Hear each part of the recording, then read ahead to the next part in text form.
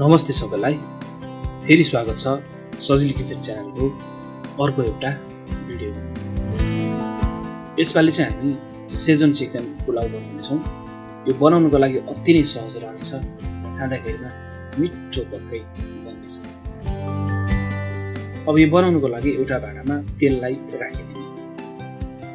तेल तातेर भिजाइदिइसकेपछि थोरै घिउलाई राखिदिने अनि यसमा ल्वाङ, सुर्मेल, दालचिनी, मरिच अनि प्याजलाई राखिदिने अनि चलाइदिने। प्याज राम्ररी फ्राई नभएसम्म यसलाई चलाएर तयार गर्ने। अब चाहिँ यसमा कुखुराको मासुलाई राखिदिने। मासुको पिस अलिकति ठुलो खालको साइजमा हुनुपर्छ अनि यसरी चलाइदिने।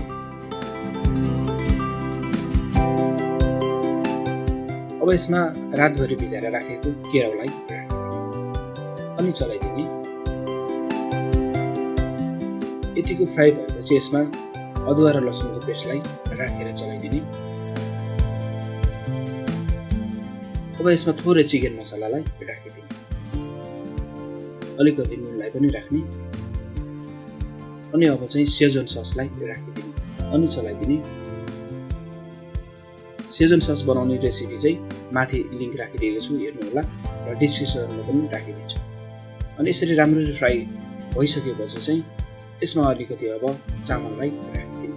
यो चामल चाहिँ मैले लगभग 15 मिनट जति भिजाएर राखेको थिएँ। यसरी चामल हल्का रूपमा चलाउनुपर्छ। हल्का फ्राई भएपछि यसमा पानीलाई राखिदिने अनि मिलाएर चलाइदिने। चामल टुक्रिन पनि सक्छ, त्यही भएर बिस्तारै चलाउनुपर्छ। अब चामल यसरी बोइल हुन थालेको छ। अब चाहिँ यसमा हरियो खुर्सानीलाई अलिकति राख्ने अनि धनियालाई माथिबाट छरेर राखिदिने र मिलाएर चलाइदिने।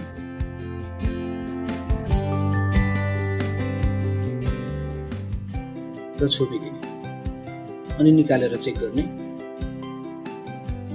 पटक यसरी निकालेर चेक गरेपछि यो चामललाई हल्का यसरी पल्टाइदिनुपर्छ अनि फेरि पनि छोपिदिने, निकालेर अब यसलाई चलाइदिने।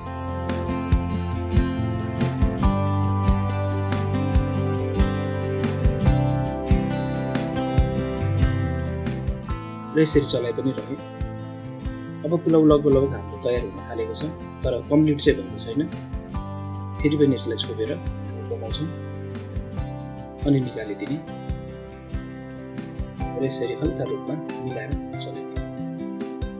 अब यसरी पाक्न थालेको छ। अब यसलाई छोपेर यत्तिकै केही समय राखिदिने अनि निकालेर सर्भ गरिदिने।